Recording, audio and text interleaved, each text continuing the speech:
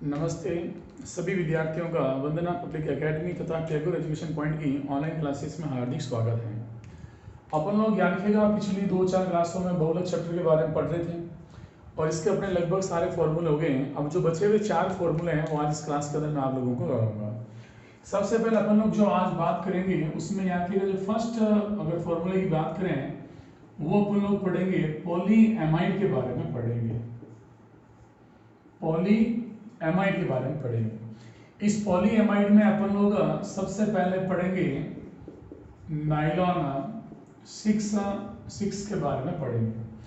अब ये जो नाइलॉन 6 है ये भी याद रखिएगा बोर्ड में काफी बार पूछा गया प्रश्न है। इसके मोनोमर है, इसका पॉलीमर एंड बहुलक है, उसके बारे में पूछा जाता है।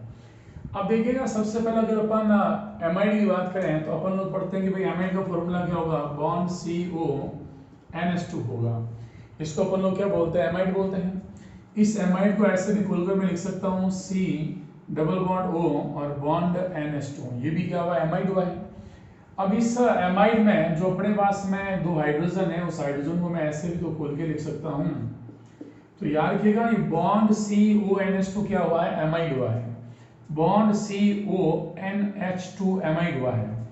और अगर आपसे मैं पूछूं यहाँ पर कि जो अपने पास एमाइड लिखा हुआ है, अगर इस एमाइड में से अगर मैं एक हाइड्रोजन को निकाल दूं तो उसकी वैलेंसी क्या हो जाएगी, फ्री हो जाएगी और वहां पर कोई अल्काइल ग्रुप या कुछ भी जुड़ सकता है, इसका भी नाम क्या होगा, एमाइड होगा। और यह आप लोगों से अगर मैं याद रखिएगा एक बात और पूछूं कि मैंने इसके दोनों हाइड्रोजन हटा दिए तो फॉर्मूला क्या होगा, बॉन्ड CO और यहाँ लिख दिया मैंने N और N, इसका भी नाम क्या होगा, एमाइड नाम होगा। तो याद रखिएगा इस बॉन्ड CONH2 का नाम क्या, एमाइड है। बॉन्ड CONH2 का नाम क्या हुआ, एमाइड हुआ है।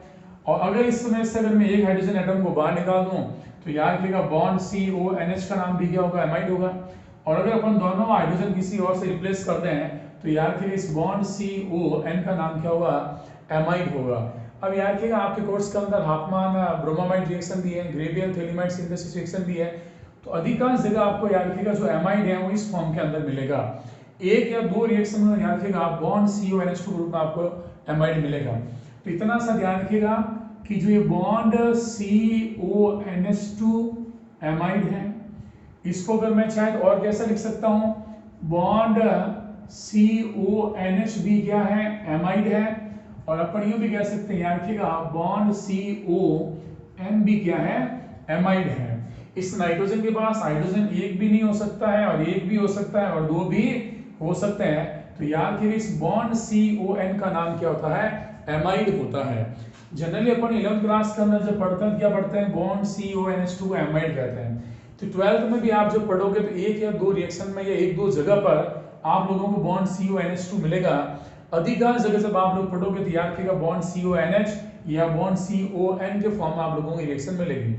अब इसका ज्यादा यूज अपने रिएक्शन में भी है। उसके अलावा याद रखिए जैव बायोमोलिक्यूल चैप्टर है उसमें जो प्रोटीन है उसमें लगभग याद रखिएगा आपकी एमाइड दे रखा है, अपन वहां पढ़ेंगे।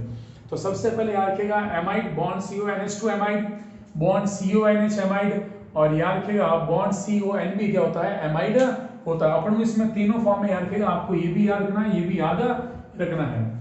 अब देखिएगा नाइलॉन 6 है, तो नाइलॉन 6 के लिए आप लोगों को मैंने बताया था, आपको ध्यान रखना होगा एक तो होता है हेक्सामिथाइलिन, हेक्सामिथाइलिन और डाई एमाइन, और दूसरे का नाम इसमें जो बताया था मोनोमर का वो होगा एडिपिक एसिड, एडिपिक एसिड। अब याद रखिएगा ये दोनों फॉर्मूले आप लोगों को मैंने पिछली क्लास के अंदर आप लोगों को करवाए थे कि जब याद रखिए इसमें हेक्सामेथिलीन डाइअमीन और जो एडिपिक एसिड है अगर ये दोनों अगर आपस में क्या होंगे, जुड़ेंगे तो क्या बनेगा, नाइलॉन 6 बनेगा। और आपको इसमें थोड़ा सा मैं वापस एक बार याद करवा दूं कि CH4 का नाम मीथेन था, CH3 का नाम मिथाइल था, और याद रखिएगा बॉन्ड CH2 का नाम क्या था, मिथाइलिन था। अब अपने पास यहाँ कितने मिथाइलिन है, हेक्सा, तो आपको याद रखिएगा आप कितने लिखना होंगे इसके अंदर, टोटल आपको मिथाइलिन कितने लिखना होंगे इसके अंदर, 6 लिखने होंगे। अब आगे बढ़ के आ रहा है डाई एमाइन, तो याद रखिएगा अगर एमाइन की बात करें अपन लोग क्या लिखेंगे, NH2, इसको अपन क्या बोलेंगे, एमाइन। इधर भी क्या आ जाएगा, NH2, इसको अपन एमाइन बोलेंगे। इसका पूरा नाम क्या हुआ, हेक्सामिथाइलिन डाइअमाइन हुआ है। और अब सब जानते हैं पॉलीमर पढ़ रहे हैं तो याद रखिएगा मैनी मॉलिक्यूल्स का रिक्वायरमेंट होगा, बहुत सारे लोगों की आवश्यकता होगी, तो आपको यहाँ क्या लिखना होगा, एन लिखना होगा। अब बात करें एडिपिक एसिड तो याद कीजिएगा मैंने आपको बताया था ओम्स गैप, ऊपर नंबर लिखा था 0 1 2 3 और 4। अब मैंने यहाँ लिखा है C डबल बॉन्ड OH। अब ये अपने पास कार्बोक्सिलिक एसिड, यहाँ भी लिख दिया मैंने बॉन्ड COOH, इसका भी नाम क्या होगा, कार्बोक्सिलिक एसिड। अगर दोनों के बीच में अगर एक भी कार्बन है तो ऑक्जेलिक एसिड, अगर एक कार्बन हुआ मेलोनिक एसिड, अगर दो कार्बन हुआ सक्सेनिक एसिड, अगर तीन कार्बन हुआ तो बुल्टेरिक एसिड, और चार में क्या होगा, एडिपिक एसिड होगा। यानी आप इन दोनों जो कार्बोक्सिलिक एसिड ग्रुप है, जो कार्बोक्सी ग्रुप है, इनके बीच में आपको टोटल याद के कितने कार्बन डालने होंगे, 4 कार्बन डालने होंगे, तो उसका नाम क्या होगा, एडिपिक एसिड नाम होगा। और इसके भी अपन को याद रखिएगा एन मॉलिक्यूल का रिक्वायरमेंट रहेगा। तो याद रखिएगा एक तो हेक्सामिथाइलिन डाइअमाइन हो गया, दूसरा नाम क्या हो गया, एडिपिक एसिड हो गया। अब देखिएगा मैंने आपको पहले बताया था कि अपन जितने भी ये जो पॉलीमर पढ़ रहे हैं, लास्ट में टेरलिन हो गया, डेक्रोन हो गया, या उसके बाद जो नाइलॉन 66 है, फिर उसके बाद जो बेकेलाइट आएगा, ये याद रखिएगा लगभग सारे कौन से क्रॉस लिंक्ड पॉलीमर है, यानी इसमें याद रखिएगा क्रॉस संघनन बहुलीकरण है। क्रॉस संघनन का मतलब ये हो गया कि जब पहला मॉलिक्यूल ए आएगा तो दूसरा कौन सा आएगा, बी आएगा, बी के बाद वापस कौन आएगा, ए, और ए के बाद वापस कौन आएगा, बी, और फिर वापस क्या होगा, ए, और उसके बाद क्या होगा, बी होगा। ए का मतलब मान लो हेक्सामिथाइलिन डाइअमाइन का मॉलिक्यूल होगा, उसके बाद दूसरा किसका होगा, एडिपिक एसिड का होगा, फिर वापस किसका होगा, हेक्सामिथाइलिन डाइअमाइन का होगा, फिर वापस किसका होगा, एडिपिक एसिड होगा, फिर वापस क्या होगा, हेक्सामिथाइलिन डाइअमाइन होगा, फिर वापस क्या होगा, एडिपिक एसिड होगा। इस तरह इनके मॉलिक्यूल होंगे। अब देखिएगा इसका तो आ जाएगा हाइड्रोजन, और इसका क्या निकलेगा, OH, तो यहाँ से क्या निकला, H2O। अब याद रखिएगा मैंने फिर बताया था, अगर मैं कह दूं यहाँ से है OH और यहाँ से निकलेगा H, ये ऐसा नहीं होगा, इसके अंदर इतना दिमाग में रखिएगा कि हेक्सामिथाइलिन डाइअमीन है तो एडिपिक एसिड है, इसके आगे वापस क्या है, हेक्सामिथाइलिन डाइअमाइन है, ठीक है, अपने पास बहुत सारे मॉलिक्यूल है, तो याद रखिएगा इसका H और इसका क्या हुआ, OH, इसी तरह इसका OH और अगले मॉलिक्यूल का क्या होगा, H, इसी तरह हेक्सामिथाइलिन डाइअमीन का H होगा तो एडिपिक एसिड क्या होगा, OH होगा। इस तरह अपने पास क्या कितने H2 निकल जाएंगे, NH2 निकलेंगे, क्योंकि अपन ने मॉलिक्यूल भी क्या लिए, बहुत सारे लिए हैं, तो यहाँ से कितना H2 निकलेगा, NH2 निकलेगा।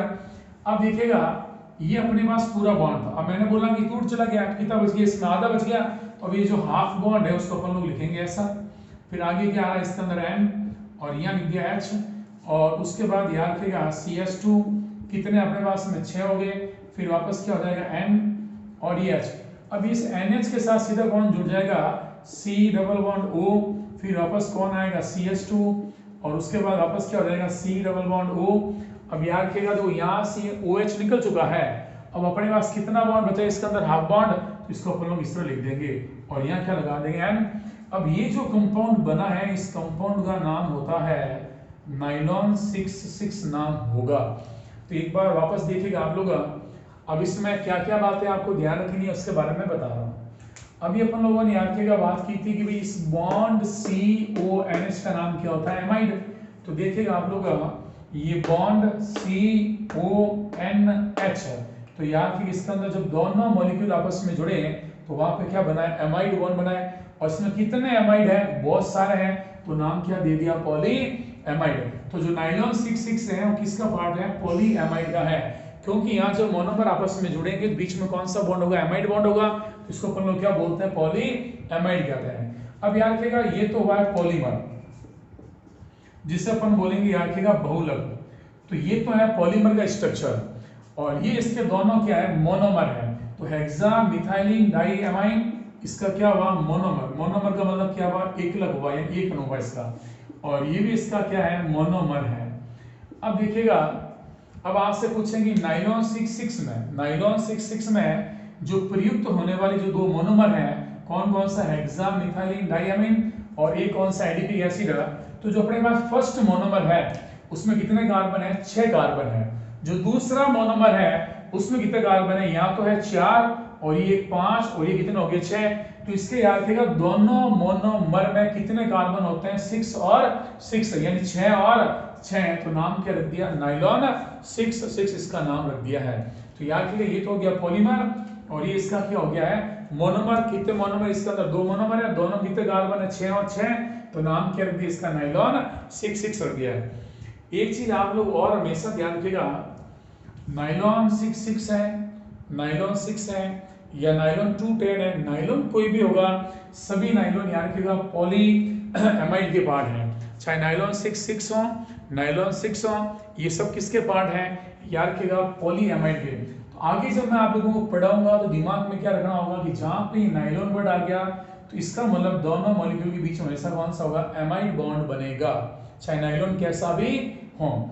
और एक चीज ये भी ध्यान रखिएगा, इस नाइलॉन में कितने 6 अपने पास में 2 6, तो इसका मतलब आपको 2 मोनोमर लेना है। कितने मोनोमर इसमें लेंगे आप लोग 2 मोनोमर लेंगे। और याद रखिएगा प्रत्येक मोनोमर में ईच जो मोनोमर होगा उसमें कितने कार्बन होंगे 6, इसमें भी कितने होंगे 6। तो यहाँ याद रखिएगा 6 और 6 इसका मतलब हो गया, इसमें आपको याद रखिएगा कितने मोनोमर यूज करने हैं 2 मोनोमर इसमें यूज करने होंगे। और जो दोनों मोनोमर हैं इस दोनों में कितने कार्बन होंगे, यहाँ भी 6 होंगे, उसमें भी कितने होंगे 6 होंगे। तो ये हो गया अपने याद रखिएगा नाइलॉन 6 हो चुका है। और क्या ध्यान रखना है कि नाइलॉन कैसा भी हो सबके अंदर क्या होगा एमाइड होगा, मतलब एमाइड होगा। अब अपन याद रखिएगा अगले फॉर्मूले की बात करें तो उस अगले फॉर्मूले में अपन लोग इसका नाम है नाइलॉन 6। अब बताओ नाइलॉन 6 जो लिखा मैंने उसमें कितने 6 हैं, 1 ही है, एक ही 6 अपने पास में, तो आपको एक ही मॉलिक्यूल यूज करना है। और उसमें कितने कार्बन होंगे 6 कार्बन होंगे। तो जब इसमें याद रखिएगा सिर्फ 6 कितने लिखा है, एक बार लिखा है, तो इसका मतलब ये हो गया आपको एक ही मोनोमर लेना है, यानी उसमें अलग अलग मोनोमर नहीं होंगे, एक ही मोनोमर होंगे और उसमें कितने कार्बन होंगे 6 होंगे। और हम सब जानते हैं कि जो नाइलॉन है चाहे नाइलॉन कैसा भी हो ये सब किसके पार्ट होते हैं एमाइड के होते हैं। तो सबसे पहले आप क्या करना कि याद रखिएगा एमाइड का फॉर्मूला लिख देना। मैं लिख सकता हूं बॉन्ड CONH अपन लोग क्या बोलते हैं एमाइड। अब इसमें अपने पास कार्बन की बात करें CO, फिर मैं लिख दिया CH2 और इधर भी लिख दिया CH2। अब अपने पास 1 2 3 4 5 और ये अपने पास हो गए टोटल 6 कार्बन। आप कहीं पढ़ोगे तो उसमें याद रखिएगा ऐसा भी लिखा हुआ आप लोगों को मिलेगा। तो ये और ये एक ही है, अलग अलग नहीं है, इसका मतलब CH2 और CH2 है। अब इससे अपन लोग बोलते हैं कैप्रोलेक्टम, कैप्रोलेक्टम बोलते हैं इसे। तो याद रखिएगा कुछ याद नहीं करना, इतना सा ध्यान रखिए, दिमाग बिठा लो आप लोग कि जो नाइलॉन 6 है वो एक याद रखिएगा पॉली एमाइड का पार्ट है। जो पॉली एमाइड का पार्ट है इसका मतलब ये हो गया, इसकी शुरुआत और आगे से होती है, अपन वहां तक नहीं पहुंचेंगे, अपने किताबों में जो दिया का वहीं से मैं आपको स्टार्ट कर रहा हूँ। तो दिमाग में आए भाई अगर ये नाइलॉन जितने भी हैं सारे एमाइड हैं तो एमाइड का फॉर्मूला क्या होगा बॉन्ड CONH होगा। तो यार होता तो बॉन्ड CONH2 भी है, सब है अपने इसमें ये यूज होगा। तो आपको सबसे पहले क्या करना बॉन्ड CONH लिख देना है। अब मन में सोचना कितने 6 आए, एक ही 6 आया, तो इसका मतलब एक ही मॉलिक्यूल रखना है, उसमें कितने कार्बन लेने हैं 6 कार्बन लेना है, एक तो लिख दिया, उसके बाद आप 5 कार्बन लेके इसको जोड़ देना, तो इसका नाम क्या हो जाएगा कैप्रोलेक्टम इसका नाम हो जाएगा। अब जो ये कैप्रोलेक्टम है इस कैप्रोलेक्टम को याद रखिएगा पानी के साथ अपन इससे क्या करेंगे गर्म करते हैं।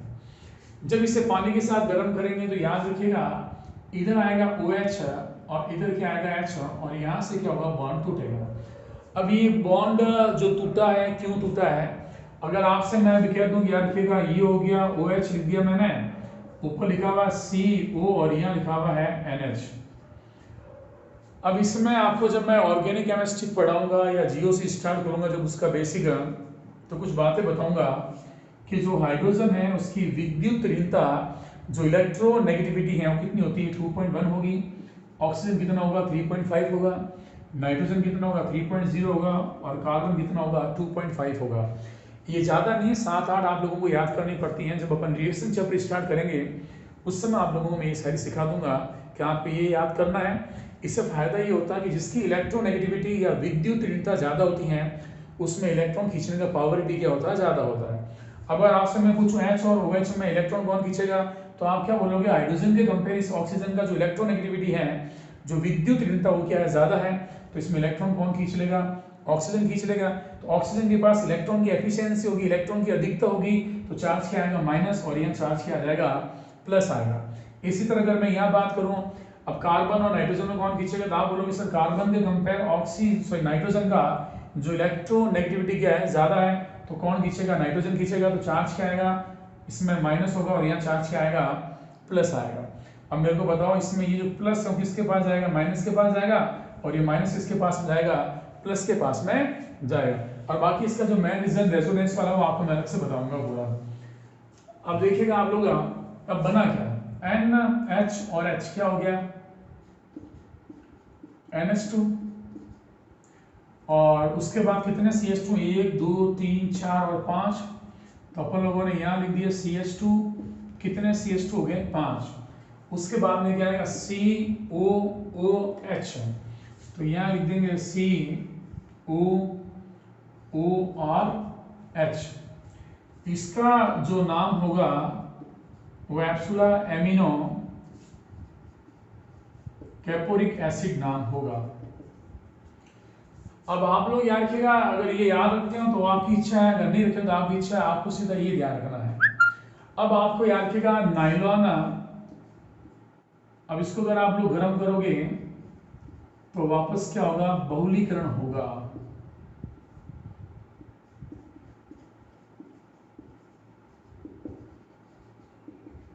पॉलीमराइजेशन होगा। और बहुलीकरण या पॉलीमराइजेशन मतलब क्या होता है, तो ये बहुत सारे जो मॉलिक्यूल आपस में जुड़कर जो लॉन्गेस्ट चेन का फॉर्मेशन करते हैं, उस पूरे प्रोसेस का नाम क्या होता है, पॉलीमराइजेशन या बहुलीकरण होता है। तो जहाँ ये बहुलीकरण या याद रखिएगा पॉलीमराइजेशन होगा, मतलब बहुत सारे मॉलिक्यूल होंगे सब आपस में जुड़कर एक लॉन्गेस्ट चेन बनाएंगे, उसका नाम पॉलीमराइजेशन या बहुलीकरण नाम होता है उसका।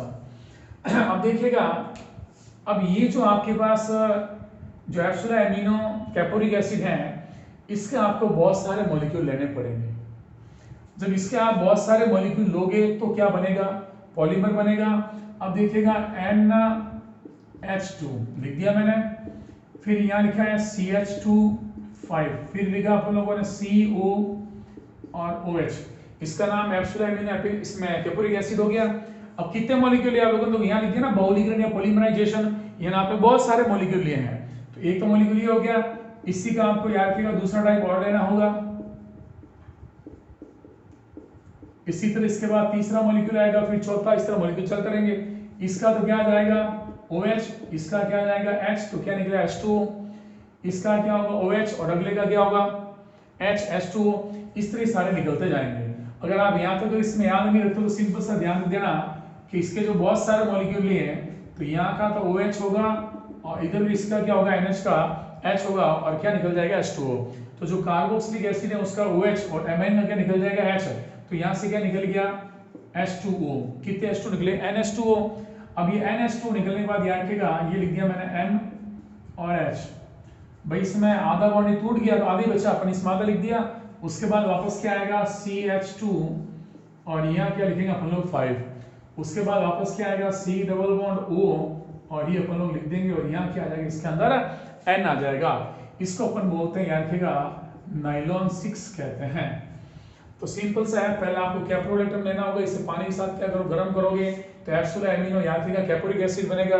ये जो कैपोरिक एसिड है इसमें कार्बोक्सिलिक एसिड का याद रखिएगा OH ग्रुप होगा, और जो बॉन्ड NH2 उसका क्या होगा H होगा, तो ये H और OH क्या निकल जाएगा H2O।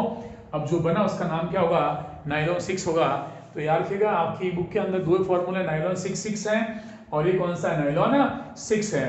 तो आपको याद रखिएगा दो फॉर्मूले नाइलॉन के मैंने इसमें करवा दिए हैं।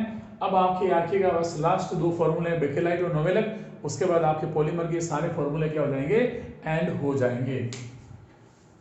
तो यहाँ तक ये सबको समझ में आ गया हो गया। तो नाइलॉन 6 भी हो चुका है।